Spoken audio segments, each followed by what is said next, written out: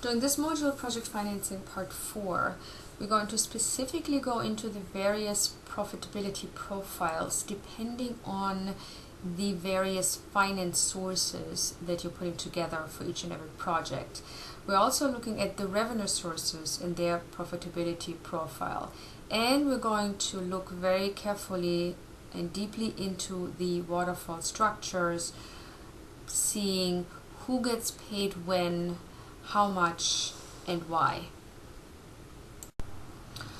Who makes a profit and who makes money on a project and why is not the same for everyone. Everyone has a slightly different interest and a slightly different position in the film. So we mentioned earlier, the bank is happy to be able to be the first one in the recoupment corridor and the first one to recoup, and for them, they basically look at the collateral that's available. They make money by charging interest fees and they're charging loan fees, and they are very happy for their loan to be a short term.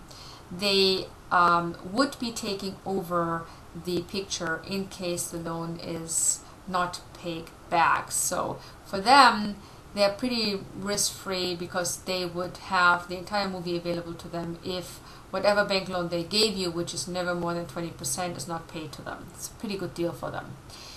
The mezzanine lender is going to look at the collateral that's available after the bank has tapped their collateral. And they're going to look at potential US upside. They will look at this film and say, well, I have this much available from the foreign rights because the bank is not taking it, but what is actually possible in the US? So for them, the interest is to charge you a premium, to charge you an interest fee, and to have a term on their loan that's specified. So if you don't pay them back in a certain time, they too will end up with the film.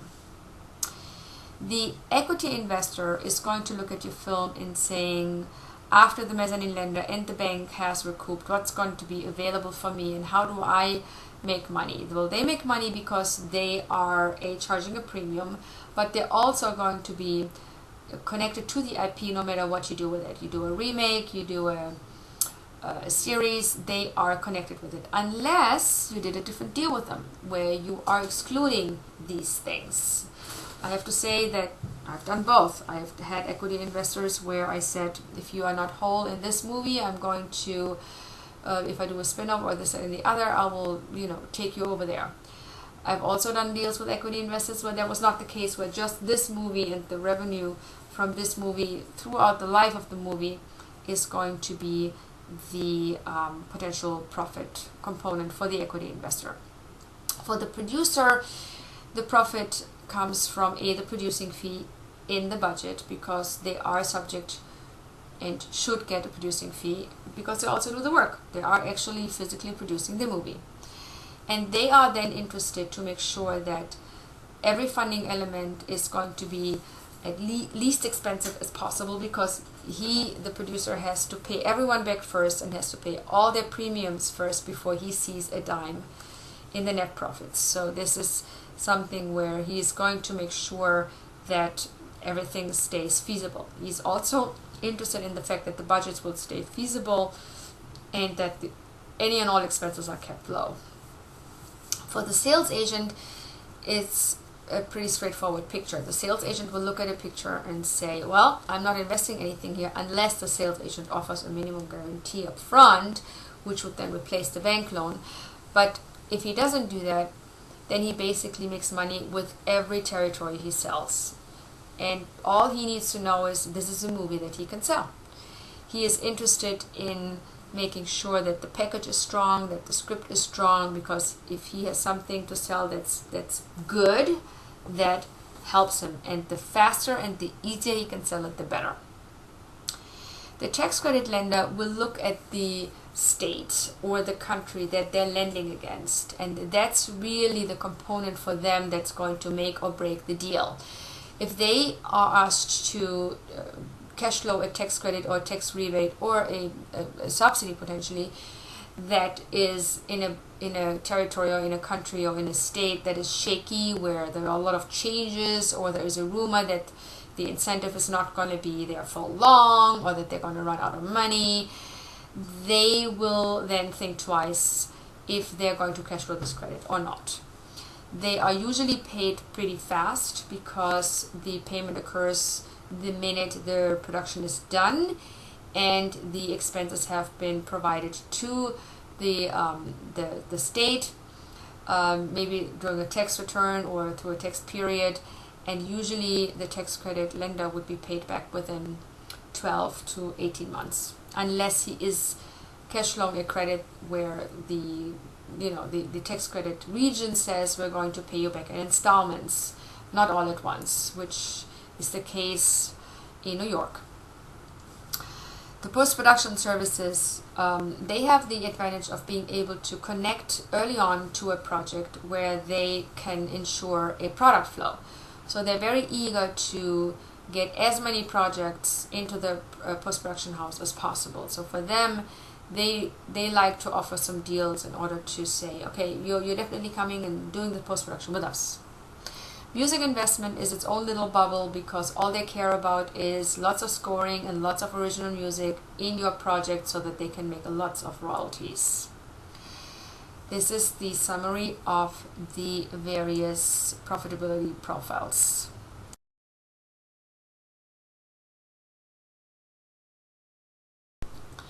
When we talk about the waterfall, we're really talking about all the people that are part of the CAMA, which is the Collection Agent Management Agreement. Those parties would be the producer, might be the crew, depending on who has offered deferments, would be the talent, any service provider who deferred their fees, anyone who has a profit participation would be in the collection agency agreement, SAG, if it's a SAG movie, or any guild who is part of this production. Obviously the investors and financiers. Banks are not always in the collection agreement. They might decide that they want to be recouping first, and then after the bank has recouped, the funds go into the collection agent agreement. I've seen both. It really depends on what the bank prefers. Bond companies are going to be part of the collection agreement, and sales agent and distributors are going to be part of the collection agreement. The waterfall describes how and when revenues are received, how and when expenses are paid, how and to whom profits are to be distributed. And it is managed through the collection agent management agreement and the instruction letter that is attached to the CAMA. The collection agreement is one of the most important agreements you will ever enter into when you do your project. It's a pretty little picture here that kind of shows you what happens when you have a theatrical movie which has box office revenues that need to be recouped. Because what happens here is box office revenues are established, people buy tickets, money goes somewhere. It goes to the theater exhibitor. The theater exhibitor will keep a certain percentage of the ticket. Could be 30 to 50%, sometimes might be even more, sometimes might be even less. The balance would go to the domestic distributor or the studio. The studio will then pay the P&A back and the applicable fees, the premium, and will also deduct any minimum guarantee that it might have paid.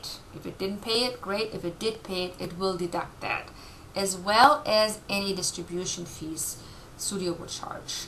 Whatever is left will then go into the collection agent management account, together with the foreign revenues that the sales agent has done by selling the foreign distribution rights. In some cases, it depends on what movie it is, the guilds will be recouping right after, or the collection agent would be recouping first, right after the revenues are coming in. It really depends on, again, the conversation with the guilds. The collection agent will charge 1% of the revenues that have been placed in the collection account. The sales agent will then be next in charging the sales agency fee and expenses. And After that, the bank will start recouping. We mentioned before that it is very possible that the bank decides, I want to be first, all of you have to come after, which means SAG would be pushed back, the sales agent would be pushed back, the collection agent would be pushed back. Everyone would be coming after the senior lender. So this is a possibility. The mezzanine lender will recoup after the bank has recouped, and in this case, after all the other people, the sales agent, the collection agent, and SAG, of course. The equity lender will come after the mezzanine lender, and deferments will come after the equity, unless they have been agreed to come before the equity, which is a possibility. And the last portion in the waterfall here is going to be your profit participation, which is going to happen to everyone equally. It's subject to the percentage that was agreed.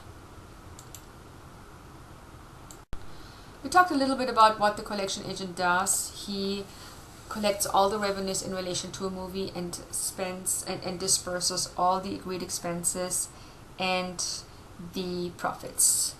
He is responsible to speak to any and all party to the collection agent management agreement, which includes the sales agent, the producer, the financiers, the guilds, the co-producers, profit participants, deferred participants, completion guarantor, the talent, the merchandising, the broadcasters and distributors, if they're part of the project, and anyone else who receives revenues.